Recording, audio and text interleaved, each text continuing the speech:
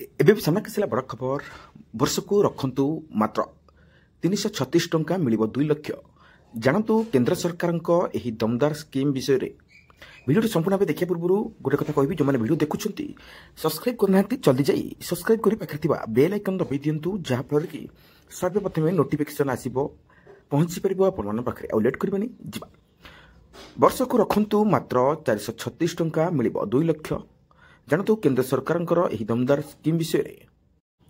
2015ରେ ଆରମ୍ଭ ହୋଇଥିବା ଏହି ଯୋଜନା ନିମ୍ନମାନର ସମ୍ପ୍ରଦାୟ ଦ୍ୱାରା ଉପଯୋଗ ହୋଇଛି। ଚାଲନ୍ତୁ ଏହି ଯୋଜନାର ଲାଭ ଉପରେ ନଜର ପକାଇବା।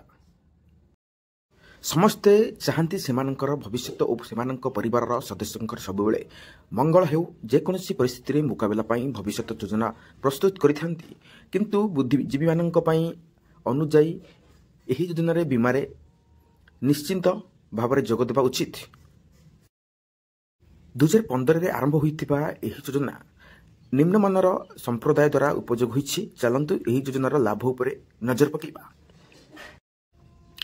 ପ୍ରଧାନମନ୍ତ୍ରୀ ଜୀବନ ଜ୍ୟୋତି ବୀମା ଯୋଜନା ହେଉଛି ଏକ ବର୍ଷର ବୀମା ଯୋଜନା, ଯାହାକି 2 ଲକ୍ଷ ଟଙ୍କା ଜୀବନ କଭର ପ୍ରଦାନ କରିଥାଏ।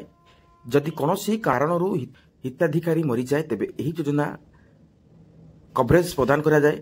ଜୀବନ ବୀମା ହିତାଧାରୀଙ୍କ ମୃତ୍ୟୁ କ୍ଷେତ୍ରରେ 2 ଲକ୍ଷ ଟଙ୍କା ବିପଦ କଭରେଜ ପ୍ରଦାନ କରିଥାଏ।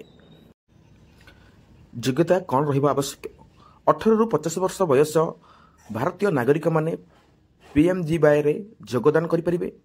ବ୍ୟାଙ୍କ କିମ୍ବା ଡାକଘର ସହିତ ସେମାନଙ୍କର ଏକ ବ୍ୟକ୍ତିଗତ ଏକକ କିମ୍ବା ମିଳିତ ଆକାଉଣ୍ଟ ରହିବା ଉଚିତ।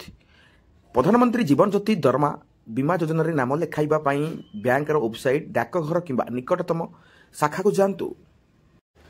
ପ୍ରଧାନମନ୍ତ୍ରୀ ଜୀବନ ଜ୍ୟୋତି ବୀମା ଯୋଜନା ହେଉଛି ଏକ ଭଲ ବୀମା ଯୋଜନା, ଯାହା କେବଳ ପଲିସିଧାରୀଙ୍କ ମୃତ୍ୟୁ କ୍ଷେତ୍ରରେ ଲାଭ ପ୍ରଦାନ କରିଥାଏ।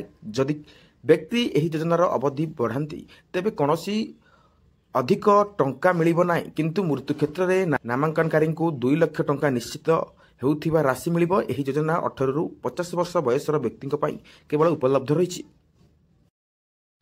ପ୍ରିମିୟମ ବିବରଣୀ ଜାଣନ୍ତୁ। ପ୍ରଧାନମନ୍ତ୍ରୀ ଜୀବନ ଜ୍ୟୋତି ବୀମା ଯୋଜନାର ବାର୍ଷିକ ପ୍ରିମିୟମ ମାତ୍ର 436 ଟଙ୍କା। ପଲିସିଧାରୀଙ୍କ ବ୍ୟାଙ୍କ କିମ୍ବା ଡାକଘର ଆକାଉଣ୍ଟରେ ଅଟୋ ଡେବିଟ୍ ସୁବିଧା ମାଧ୍ୟମରେ ପ୍ରିମିୟମ ପ୍ରଦାନ କରାଯାଏ।